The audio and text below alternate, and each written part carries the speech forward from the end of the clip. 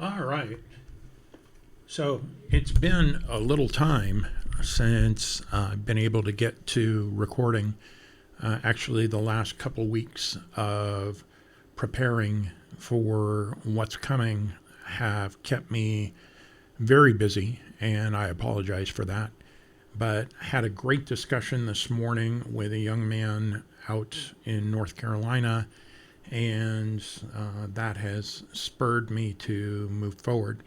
So, wanted to share with you guys some information that for many years I have misunderstood, and I'm willing to bet at least a couple of you have had the same issue. We've been told for decades that no one can predict when Yeshua, our Messiah, is returning. But the reality is, if you read the context found in Matthew chapter 24, he's talking about the very end of times, not necessarily his return. So remove all the punctuation because there was none, and then take some time and do some cross study with other verses. So what you're going to find is that we're given some direct signs.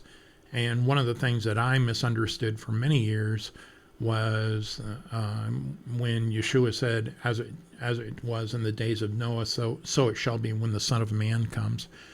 And I've always been taught from almost 40 years that it will be the same corruption, it will be the same evil sinfulness, et cetera, et cetera. And after recently going back and studying books that were removed by the church, and you have to ask why, after thousands of years of being accepted, why did the church suddenly remove these things 500 years ago? Read the book of Enoch. You're going to learn that there were beings that were hybrids that lived amongst the humans, and some of the worst ones, what they called the giants, actually ate humans. They were called Nephilim.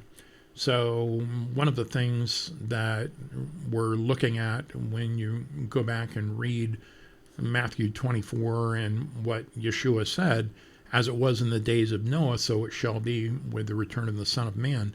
And he talks about the activities that everybody will be about and what will happen, but also we should be aware that the Nephilim are amongst us. There are many of them, and there's actually a number of them in positions of power and have been for centuries that control everything that goes on. So keep that in mind and recognize until they're outed, very few people are going to believe it. And I'm not talking about giants per se, but there are places on the planet, and especially in the United States, that are off limits by the government. And you have to ask why.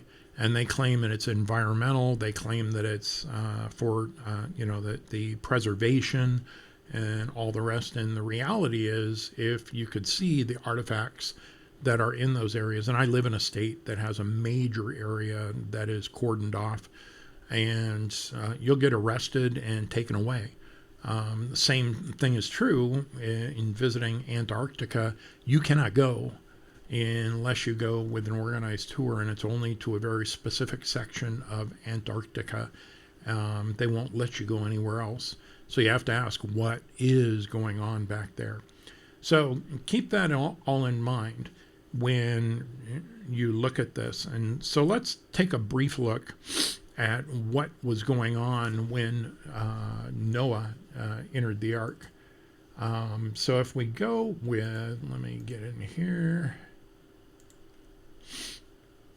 I was already in here, but you know how it is, whether it's a timeout or whatever. All right, continue. All right. So in Genesis 7, Adonai said to Noah, "Come into the ark, you and all your household, for I have seen that you alone in the generation are righteous before me." So before he wiped out everything on the earth, he literally took the remnant, put them into the ark. And what you will read here is 7 days later, he's going to cause it to rain, and rain had never fallen in the history of mankind, and this is almost 1,000 years.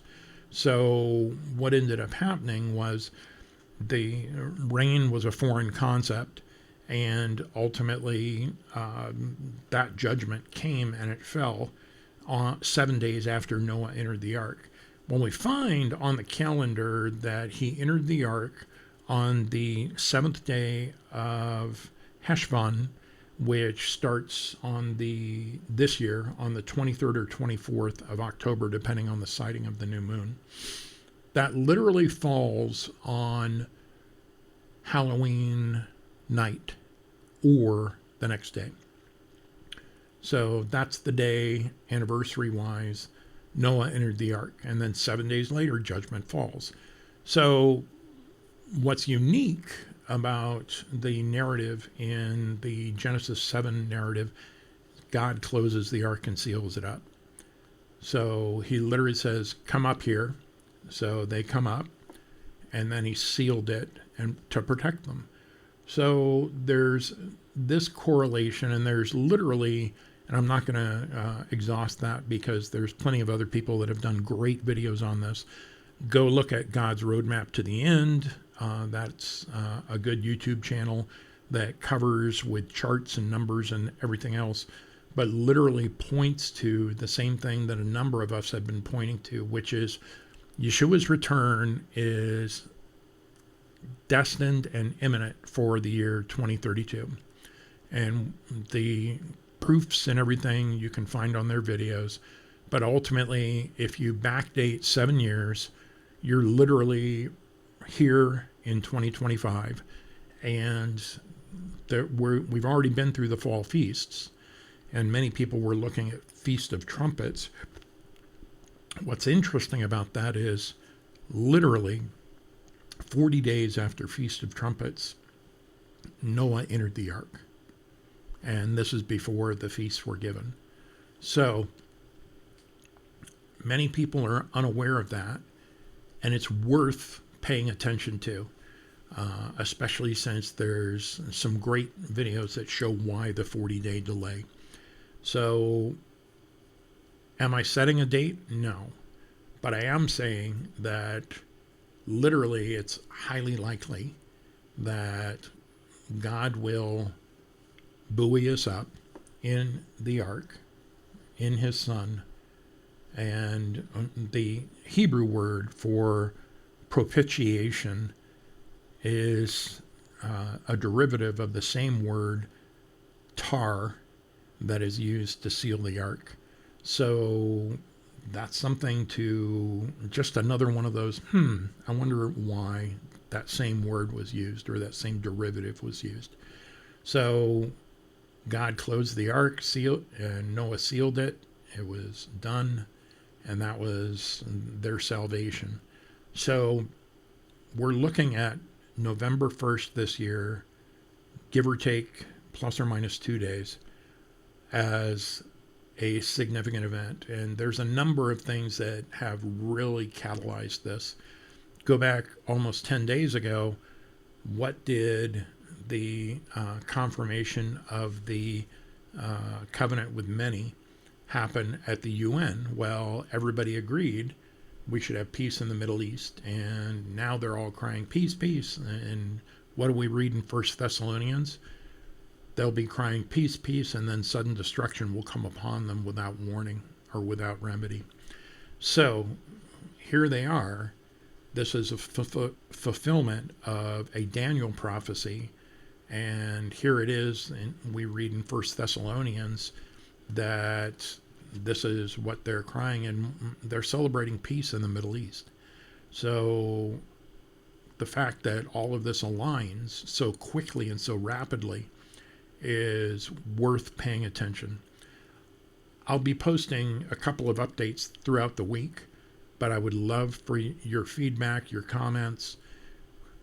What are your thoughts on this? I literally came up with the year 2025 almost a decade ago and had no concept or clue what that would point to, but that's when I really aligned with a removal or a rapture, as some people call it. So, would love to get your opinions, would love to get your insight. Ultimately, time is very short, and the reality is the close of 1,000 years is 2032 to end the sixth millennium of man's rule and to inaugurate the seventh millennium as the rule by our Messiah. Blessings to everybody. Look forward to hearing from you.